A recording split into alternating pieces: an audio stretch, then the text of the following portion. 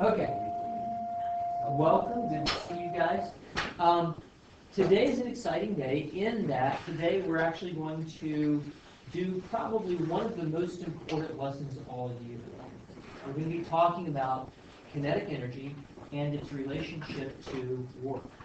And the reason it's one of the most important lessons all year is that fundamentally, when you talk about mechanical systems or even electrical systems, what they're really trying to do is to take a certain amount of energy and turn that into useful work in some way or another. So if you think about a robot, it's trying to suck a little bit of energy out of a battery and turn that into whatever actions the robot needs to take. It's doing work with that energy. If you think about a car, its job is to take energy from gasoline and turn that into useful work going down the road, and so on and so forth. So we're going to think about all of our systems as taking energy, turning them into work. And today we're going to learn the math of how that happens. So let's talk a little bit further about energy. Yesterday we defined energy kind of vaguely as what? How did we define energy? What is energy? Without looking at your notes? Yeah.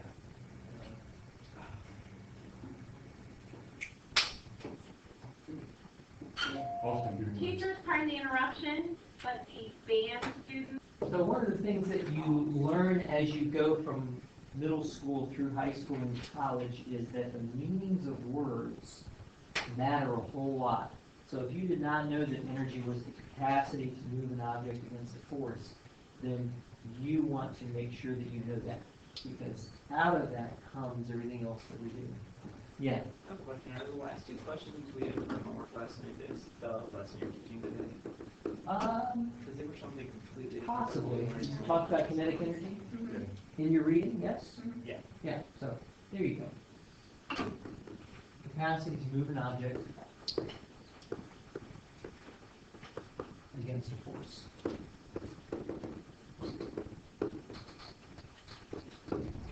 Okay, now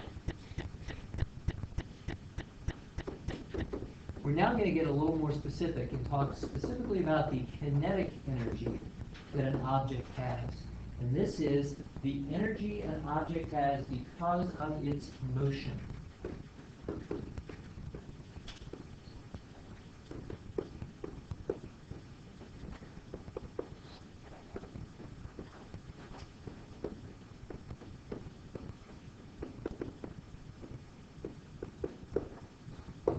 Let's break this phrase down so that we can understand exactly what we're talking about. Let's take a baseball. 0.75 kilograms. Actually, that would be a softball, more like. And let's have this baseball moving, or softball, whatever kind of ball, moving at a speed of, let's say, 40 meters per second. So the object is moving, and because it is moving, it has the capacity, if it hits some other object over here, it has a capacity to set that object in motion. Even if that object is held in place by a frictional force or anything else like that. So the result is that this object has energy. You can't see it in the diagram, but it has energy because of its motion. Now I want that picture clearly in your mind, because when I ask students what kinetic energy is, they tell me silly stuff like, it's energy in motion. No, the energy is not what's moving. That would be silly. It is the object that is moving. And because it is moving, it has energy. How much energy? Here we're going to define it. The kinetic energy of an object, we're going to use the symbol capital K for that. Your book may use KE. It does. All right. But all the cool physicists use K, just FYI. You want to be cool with that. It's going to be 1/2 of the mass of that object times the square of its speed. Notice I didn't say velocity, but the square of its speed.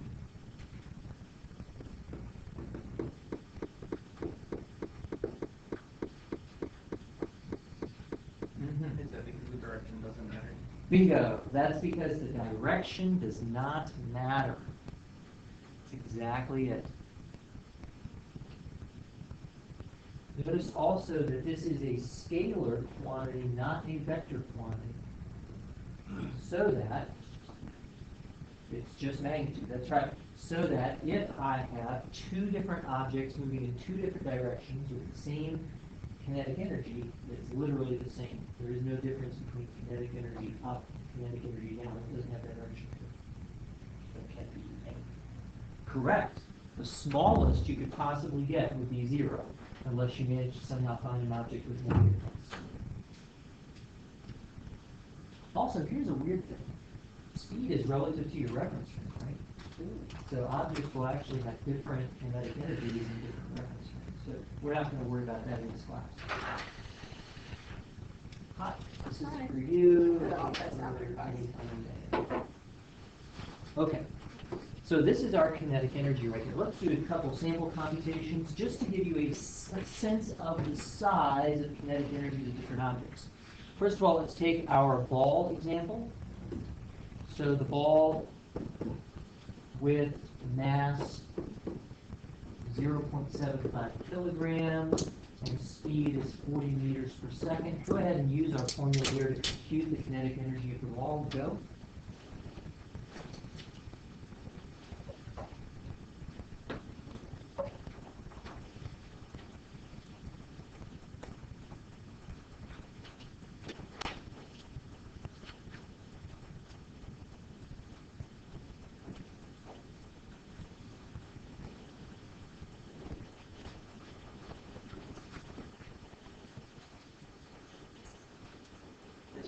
Mm-hmm. Do you have to change grams to kilograms, or is that last thing out of 6 and it's a K? That's a K. Okay.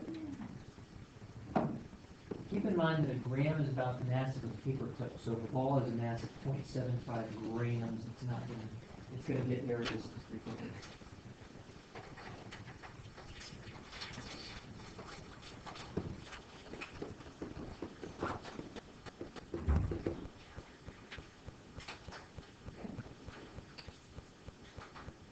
Now, plug in is fine, but I want you to be writing your formula first. Know that, right?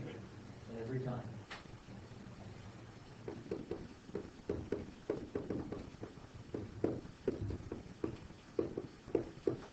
And what do you get when you plug everything in? 600. What would that be? Well, it's kilograms.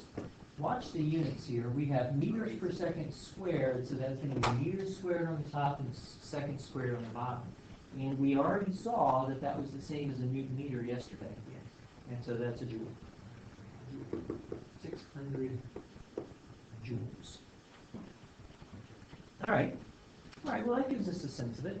If you've ever caught a baseball going at 88 miles per hour, 40 meters per second, then that gives you a sense of how much energy is packed into that thing. It's going to be enough to sting, maybe bruise you or break a small bone, but it's not going to be a lot of energy. So if you caught that with a bare hand, that would hurt, dude. Yeah, that would hurt. Okay, let's contrast that with the kinetic energy of a bullet. So let's take a bullet with mass. Now, the mass of a bullet is going to be pretty small. This is actually a somewhat heavy round right there. That's a 5-gram bullet right there. 0.005 kilograms, but its speed is going to be large. Let's put the speed at just over the speed of sound. Yeah. So 350 meters per second.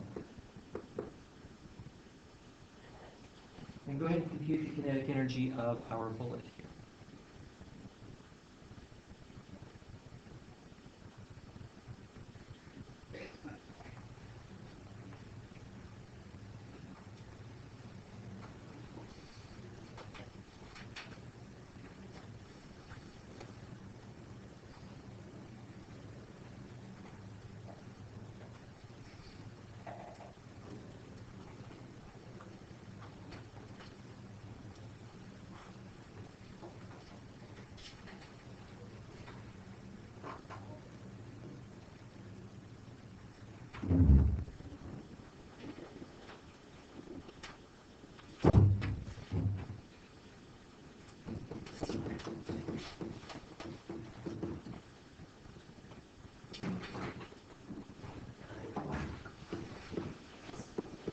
and I'm getting about 300 joules on that.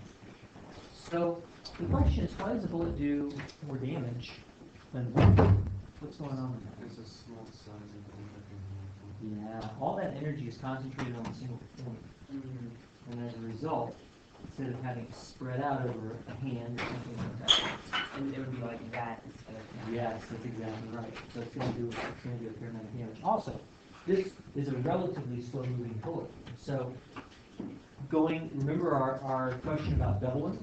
What happens in our formula if I double the mass of the object and keep the speed constant? What happens to my kinetic energy? It doubles. What happens to the kinetic energy if I double the speed and keep the energy? It's like quadruples. That's exactly right. 2 squared. So if I were to double the speed here, then I would multiply this by 4, and all of a sudden I'm looking at 1,200 joules, and that's pretty serious. Let's finally do an elephant. Got an elephant galloping towards you. And let's take the elephant to be mass of 1,500 kilograms. And let's take the speed to be 10 meters per second. So we've got an angry elephant coming at you. Go ahead and compute the kinetic energy of.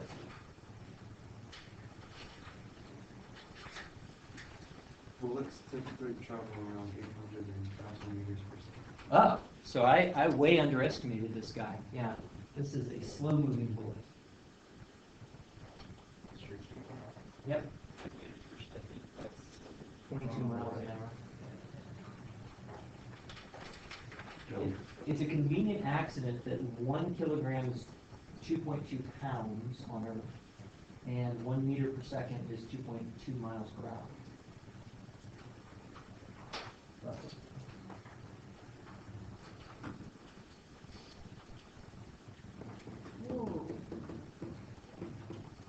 So what do you got?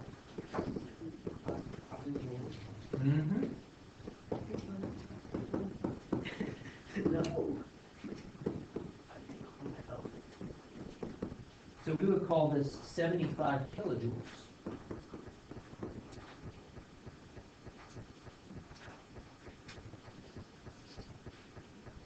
Now here's the crazy thing. We haven't gotten there. But eventually we're going to talk about power, and power is going to be measured in watts. A watt is a joule per second. So power is how quickly energy is being delivered. So if I plug in a, let's say a hair dryer, then that hair dryer is going to be like a 1,500 watt. Who has hair dryers that they use? Okay. And yours is probably like a, is it 1,500, 1,800 watts? Does it have anything on the side? Yeah. What that means is 1,800 joules every second of heat energy delivered. So, you know, that's that's 6 bullets a second. Yeah, well, these slow-moving bullets right here, or it's three baseballs per second of worth of energy being delivered. I wonder if you're gonna get crispy if you use it too long. But isn't it like those energies are kind of different because water's heat capacity is about 4.18 kilojoules per gram. So Yes, joules per gram. joules per gram. Degrees Celsius. Yeah. So that's a really interesting question that kind of takes us out of our realm of study right now. But what's the relationship of heat to mechanical energy? And it's not obvious that they're the same. The reason joules are called joules is because Joule was the first person to demonstrate that those are actually the same thing, heat energy and mechanical energy. And he did it by taking lead balls and putting them at the bottom of a large barrel of water and turning it upside down repeatedly so that the lead balls fell through the water, and their friction and mechanical energy heated up the water. And by measuring the change in temperature of the water, he showed that there was an equivalence. So it's actually really the same thing. What's going on with heat energy is that each individual atom is getting additional kinetic energy and moving faster, and as a result it gets hot. Hot simply means fast-moving particles. So when you touch the stove and it's hot, or you put your hand close to the stove and you feel that it's hot, what's going on is that the air right above the coils is moving faster. That hits your hand, activates the nerves, and your nerves say hot. Or if you have leprosy, your nerves don't say hot, and you touch it and you get burned. Right? Okay, so enough of that. So the question now is, how does this relate back to our work here? We're going to have a basic theorem. I'll prove the theorem. It's not hard. But then we're going to use it. Here's our theorem. The work energy theorem.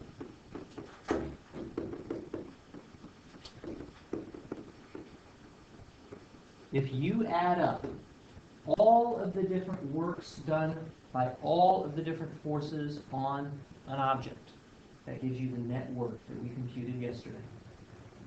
Then that net work will be equal to the change in the kinetic energy of the object. This is actually really pretty simple. Here's my system. And I'm going to have a single object in my system for now. And somehow or another, I put in a bunch of work into the system. Or maybe I take it out, right? So in this case, work is positive. Then as a result of that, the object begins to move faster.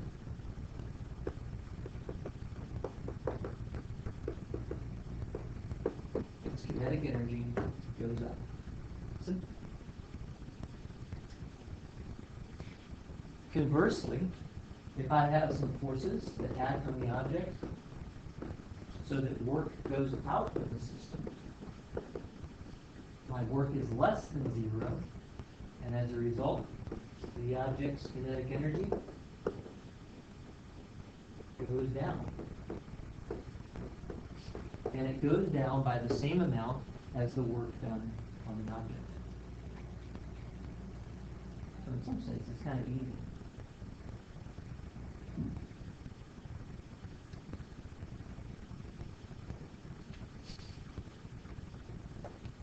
Let's take two really simple examples. And then we'll take a more complicated example in which I will show you that the work energy theorem is really powerful. So let's take as our first example a 5 kilogram block on a frictionless surface.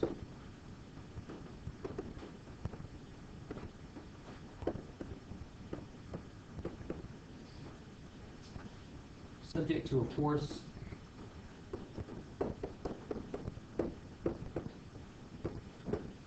of 20 newtons. So we'll go ahead and draw our system here. That 5 kilogram block, frictionless surface, and whether mentally or otherwise, there's my system boundary. Here comes my 20 Newton applied force.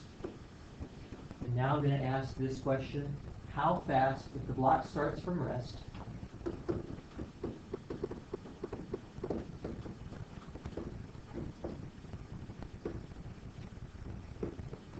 how fast will it be going after it slides 2 meters?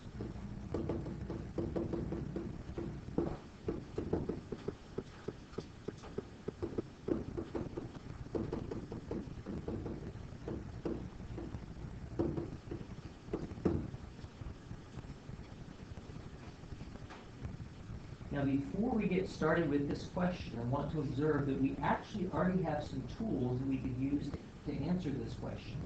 I could, if I wanted to, do a free body diagram, go to Newton's laws and get the acceleration of the block, and then use one of my equations of motion to get the final speed of the block. We know how to do that already. The work energy theorem is going to give us an alternate pathway to get there. And that alternate pathway turns out to be easier to use in most cases than the Newton's laws and equations of motion. So let's see how that works out. All right, so what I'm going to do is to appeal to work energy. Here's my distance of 2 meters. And I'm going to begin by computing the work done, the net work done on the object. Now, to know the net work, I have to take a look and make sure I've got all of the forces captured properly. I'm going to have 50 newtons pulling down. I'm going to have Fn is 50 newtons pushing back up. And I'm going to have my 20 Newton force pushing to the right.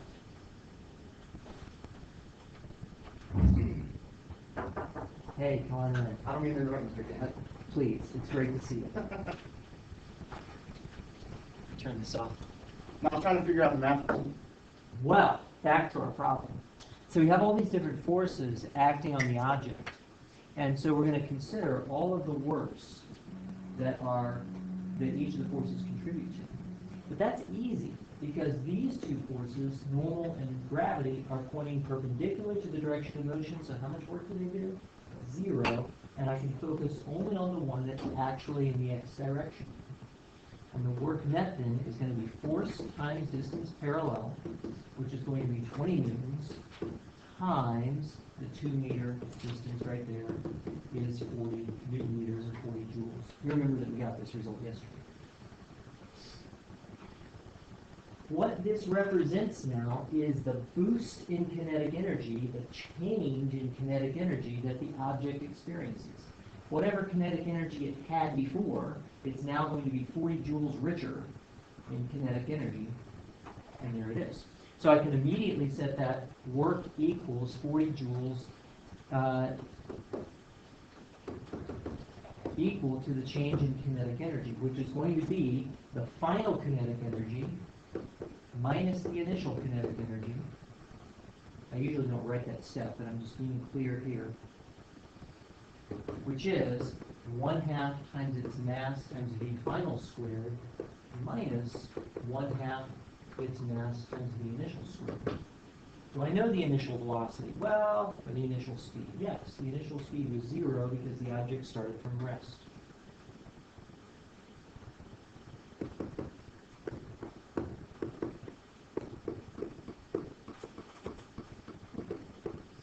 So that my 40 joules is equal to 1/2 is 5 kilograms times v squared minus 9. Multiply both sides by 2. Divide both sides by 5. I believe that gives me 16. What's a joule divided by a kilogram?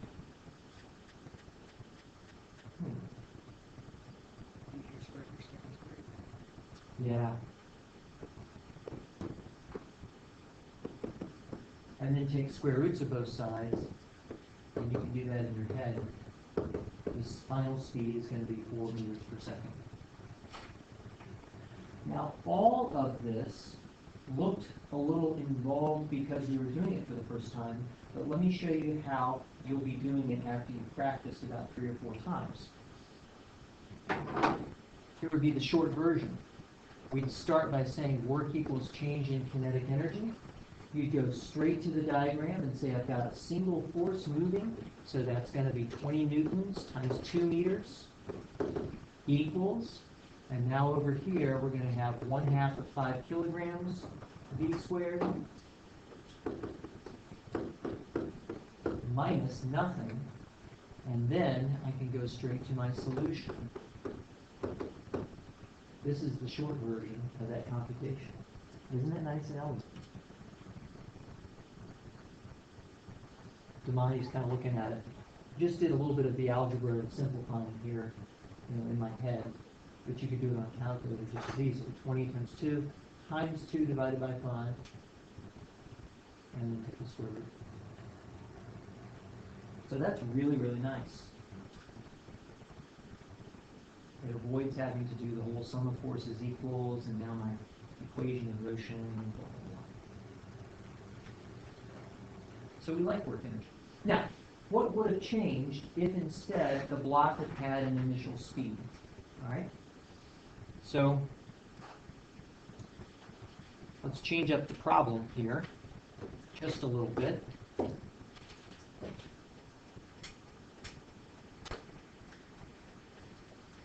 Take the same problem.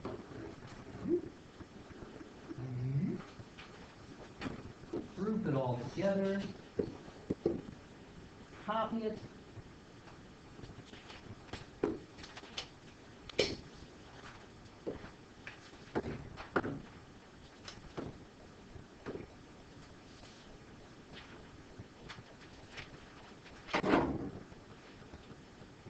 And we're gonna change this to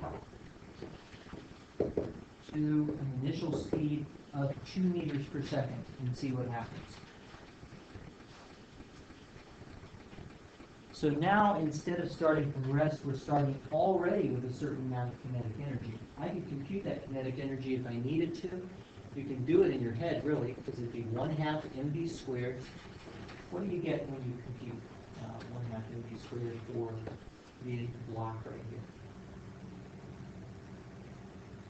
1/2 times 5 times 2 squared. Yeah. Should get 10, that's exactly right. So we have already an initial kinetic energy of 10. We're about to add 40 more joules for a total kinetic energy of 50. 10 plus 50, sorry, it's 40, 50, yeah. So we're going to increase to 50. All right. So again, we would compute the net work is equal to the force times the distance parallel, which is going to be 20 newtons times 2 meters.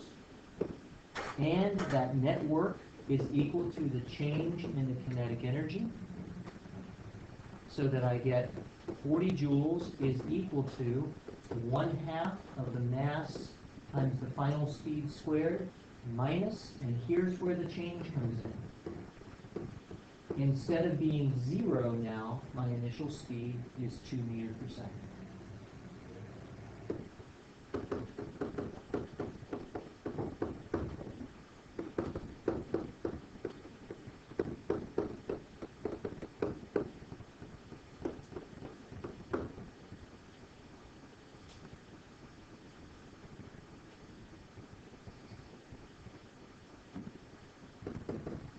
Notice what this looks like when I actually go to solve. Because the first thing that I have to do is to add all of this to both sides.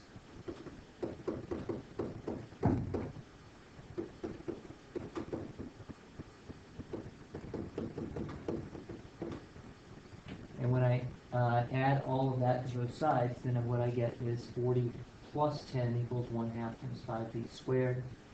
That gives me 50 times 2 is 100, divided by 5 is 20. And so V is equal to root 20. And root 20 is going to be, that's a silly way to do it, about 4.4 meters per second.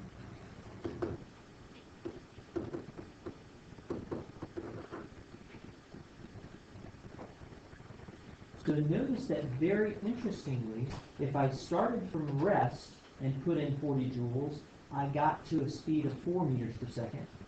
If I started from 2 meters per second and put in 40 joules, I got to a speed of 4.4 meters per second. Not a speed of 6. You might have thought I could just take the initial velocity and add on, but it didn't work out that way, because kinetic energy is 1/2 mv squared, not 1/2 mv. So it's not going to be a linear thing. Now, along the way, we observe something. If we have net work equals K final minus K0, the change in kinetic energy, then if I algebraically add K0 to both sides, I get a really important relationship, and this is the way that most physicists think about it. Actually, they think about it written the other way. And that is that the final kinetic energy is equal to the initial kinetic energy plus the net work. And if I write it in this way, then that really goes along with the picture that we drew. You have an object, it's got some kind of kinetic energy. Now along comes a force or forces. They do work on the object, and that work adds to, or subtracts from, if the work, that work is negative, to the initial to give you the final state. So this is really the picture that I want you to have. Picture an object, it's got kinetic energy, now comes work, and that either adds to or takes away from the kinetic energy.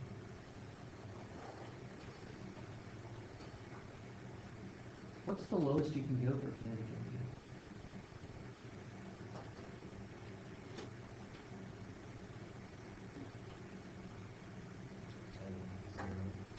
has to be, because the kinetic energy is 1/2 mv squared, and you cannot possibly get a negative out of that because v squared can't be negative and m can't be negative. So the lowest you can go is 0 for kinetic energy.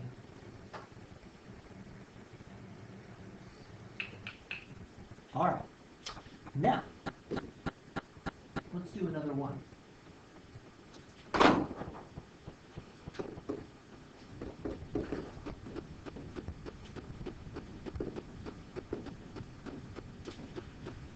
Ball is dropped from the top of a 20-meter building. Assuming no air resistance.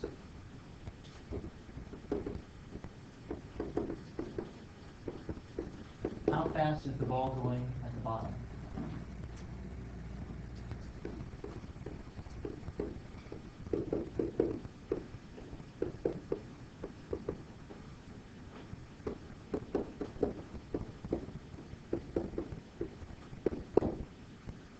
Okay. Now, yes.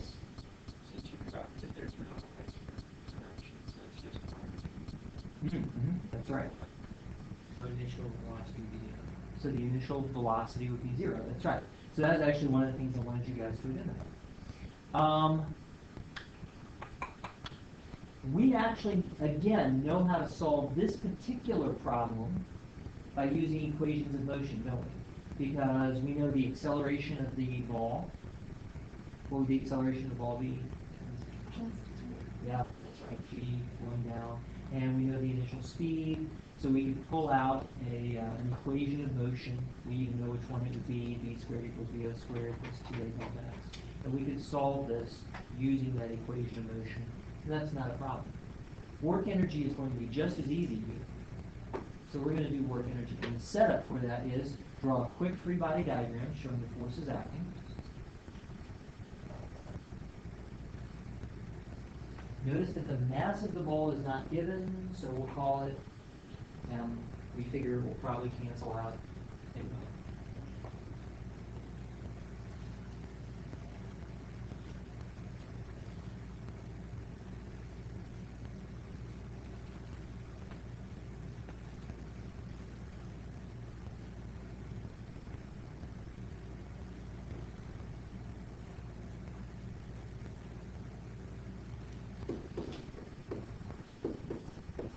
And it was pretty fast, right? We only had one force acting on this. And now, the thing that we'll add to this is the distance that the ball is going to fall. We'll put it in coordinates here. And we're going to take plus to be in the direction of motion. When you're dealing with work energy, it's always best to take the positive direction to be the direction of motion. And so now, how fast is the ball going down the bottom? So this is going to be 0, and this is going to be 20. And based on this, I can immediately compute the work done by gravity on the ball, which is the only force acting on it. And therefore, that's also the net work. And that's going to be mg times 20 meters for 200 m.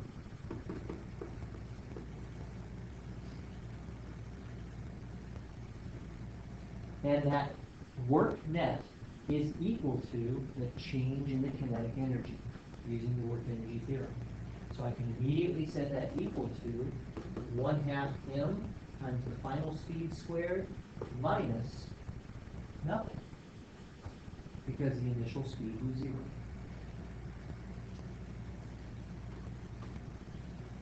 And now look at what we've got. 200 times m equals 1/2 m times v squared. Lo and behold, to nobody's great surprise, the masses cancel out. And as a result, I get v squared. What is v squared equal to? Do the algebra there, Imani.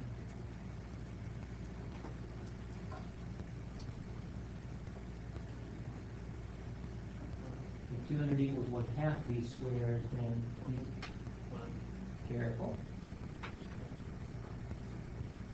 How am I going to solve for v squared?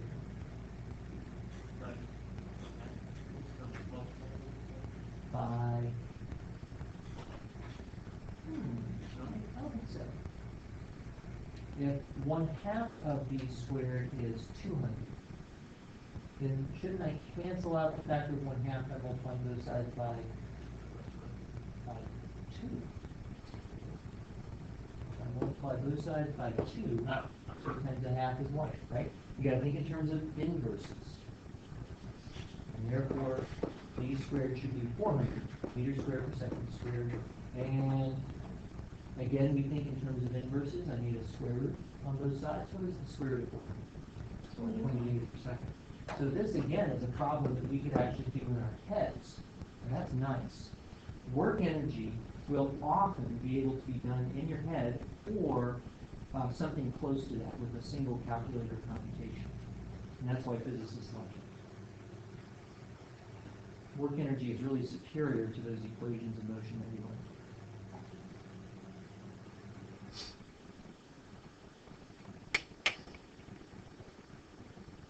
In fact, I'm about to show you how superior it is.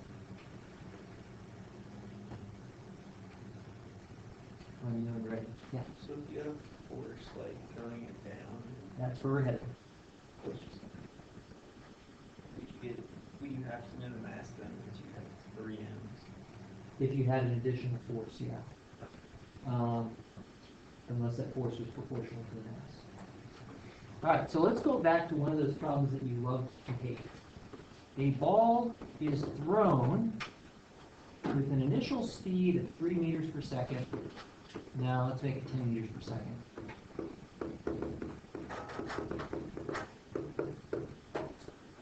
Another question is, do we calculate the speed as final velocity or the average velocity?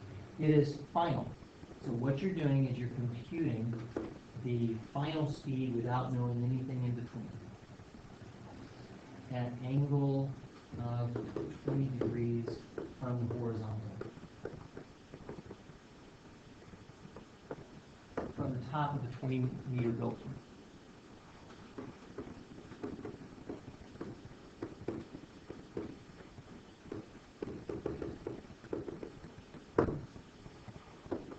How fast is it going when it hits the ground? Now you guys probably remember doing these problems, and it's probably not with fond memories. Because you remember that the old way of doing this, we had to take and split our initial velocity into components, x and y, and then we had to do equations of motion in the x and y direction, and we had to get the final speed, or the final velocity as a vector, and then compute its magnitude with square root of vx squared plus vy squared. And that was a fairly involved half a page or full page computation. Some of you are going, I never quite got that. And the rest of you are going, yeah, I remember doing that, and it was a pain in the neck. Work energy makes this problem really easy. Let me show you how. Here's our ball. Here's our ball going with 10 meters per second. Right? And now we're going to consider, yes, Let's say 26 minus m. 20, no, it's just 26 meter. 20 meter, excuse me. It's a 20 meter building. Yep. Yep.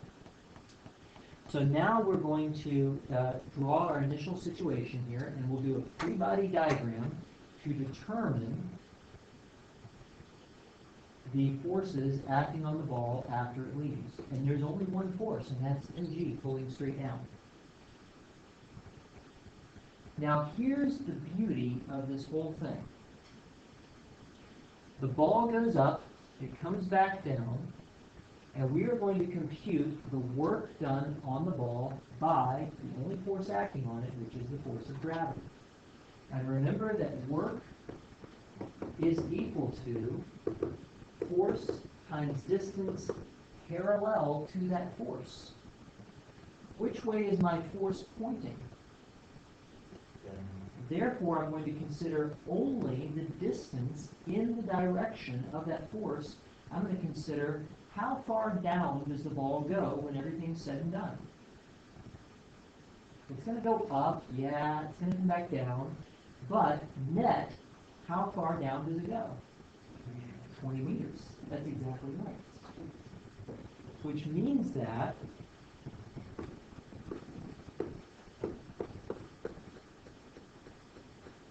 the work can be computed without having to worry about how far out the ball goes or how far up it goes before coming back down.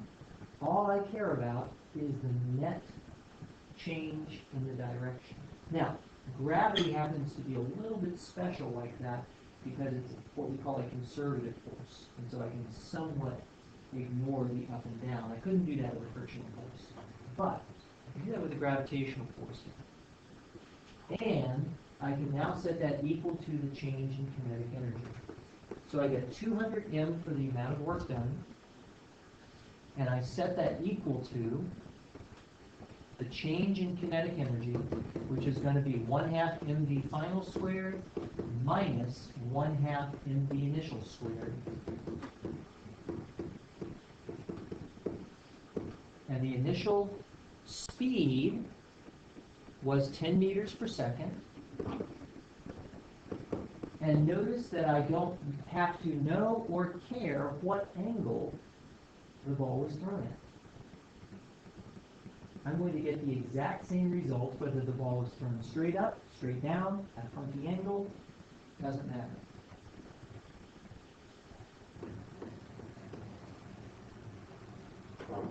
We notice that, yes, once again, I can divide through by the mass, and the masses cancel.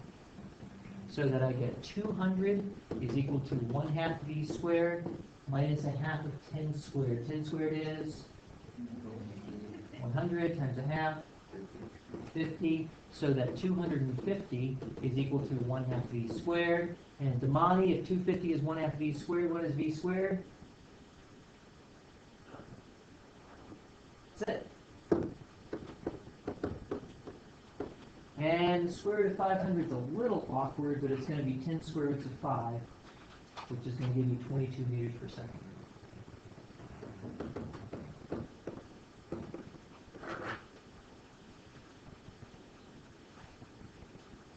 And we are done. I like that a whole lot better than separate components in X and Y. This is a really powerful tool.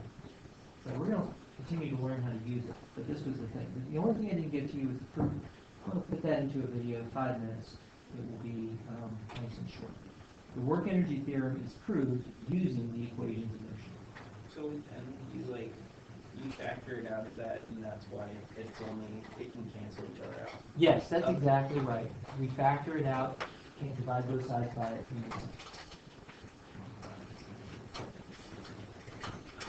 All right, what is energy? Capacity to move an object. And kinetic energy is what? Energy in object has because of its motion. Mathematically, kinetic energy is